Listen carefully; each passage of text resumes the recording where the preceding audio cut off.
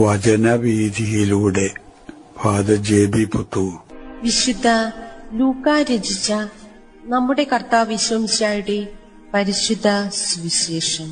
അധ്യായം 3, 19 20 വാക്യങ്ങൾ. യോഹന്നാൻ കാരാഗൃഹത്തിൽ. യോഹന്നാൻ ഹേറോദേസ് രാജാവിനെ അവന്റെ സഹോദര ഭാര്യയായ ഹേറോദിയ നിമിത്തവും അവൻ ചെയ്തിരുന്ന മറ്റെല്ലാ ദുഷ്കൃത്യങ്ങളുടെ പേരിലും കഠിനമായി കുറ്റപ്പെടുത്തിയിരുന്നു. തൽഫലമായി ഹേറോദേസ് യോഹന്നാനെ കാരാഗൃഹത്തിൽ അടച്ചു. അങ്ങനെ തന്റെ തിന്മകളുടെ എണ്ണം ഒന്നുകൂടി വർദ്ധിപ്പിച്ചു. ധാർമ്മികമായ നിലപാടുകൾ അവലംബിക്കാനിടവരുമ്പോൾ കൊടുക്കാനിടവരേണ്ടി വരുന്ന വലിയ വില.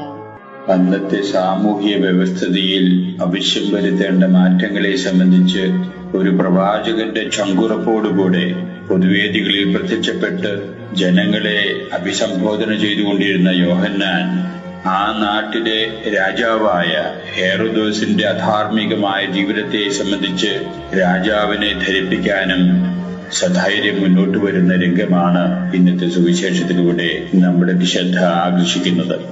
ഹെറോദേസ് രാജാവിന്റെ സഹോദരനായ ഫിലിപ്പോസിന്റെ ഭാര്യയായ ഹെറോദിയയുമായിട്ട് രാജാവിനുണ്ടായിരുന്ന അനാശാസ്യമായ വേഴ്ച അത് തികച്ചും അധാർമികവും ഗൗരവപൂർവവും പരിഗണിക്കേണ്ടതും ജനങ്ങൾക്ക് അത് തീർച്ചയായിട്ടും ഇടർച്ച നൽകുന്നതുമാണ് എന്ന സത്യം രാജാവിനെ യോഹന്നാൻ നേരിൽ കണ്ട് ധരിപ്പിക്കാൻ ഇടവരുന്നു. സ്വാഭാവികമായിട്ടും രാജാവിനെ യോഹന്നാനോട് അമർഷം അത് ജനിപ്പിക്കാൻ ഇടവന്നു. യോഹന്നാൻ പ്രവാചകന്റെ ധൈര്യത്തോടുകൂടെ നല്ല ഉദ്ദേശത്തോടുകൂടെ ചെയ്ത ആ ധീരമായ നടപടിക്ക് വലിയ വില യോഹന്നാൻ കൊടുക്കേണ്ടി വന്നു എന്നുള്ളതാണ് സത്യം.